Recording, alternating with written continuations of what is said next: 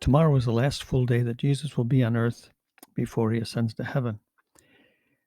And yesterday, there was a reading about Paul and Silas's encounter with a jailer that I think is not only placed there because it happened, but because it also symbolizes what happens with the action that's really being considered the resurrection of Jesus. It's earth-shattering, earth-shaking in our lives as in the world's life. What happened? Paul and Silas are put in jail, and the jailer, in the middle of the night, hears this earthquake, and the prison gates are open, the cell doors are open, the chains fall from their legs because they were so afraid that Paul would escape that they put also chains around his leg and a stake so that he couldn't get away. And then the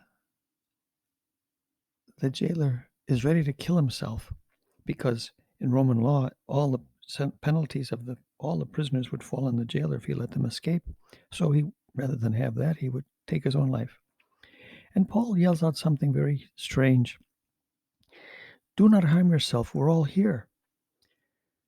Jesus doesn't redeem us at the cost of another.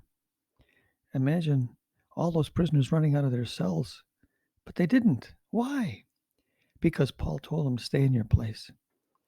And they who were witness to the miracle of this earthquake, when the whole prison shook, listened to Paul. They were afraid. And then the jailer says something strange again. He asks for a light, and he knows where the problem is because these two were not just prisoners. There was something strange about them. So he calls for a light, and he sees, it says, he comes into the cell of Paul and Silas in fear, with great fear, and throws himself at the feet. And he asks the question, what do we have to do to be saved? When he sees what has to be done, what has happened, he asks, what was I do? What's my response to this? And Paul then tells him, you must believe in the Lord and be baptized. And another strange thing happens. He washes the wounds of the apostles and feeds them in his own house after his family's baptized. It's not the Christians who wash Paul and tend to their wounds or even feed them. It's the pagans. It's the newly converted. So my take on this is that all of us have been freed by the shocking, earth-shattering event of the resurrection, but we're still in the prison of our own making, our own sinfulness, our own past, our own mental illness, our emotional problems, our life that has no meaning, whatever it is that holds us prisoner, our addictions.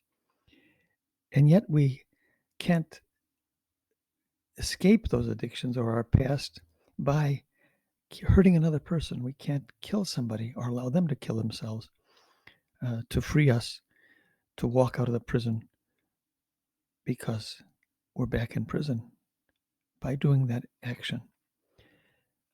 But what's the key is the light. Give me the light so I can see what the situation is. And Jesus is the light of the world. He illuminates the darkness of our own struggles and teaches us the way out of the struggles. What must I do? It's accepting Jesus and allowing his healing grace to feed us, his Eucharist, to wash us in baptism, and to heal us in confirmation. It's the symbol of baptism, this light, healing, and feeding and washing.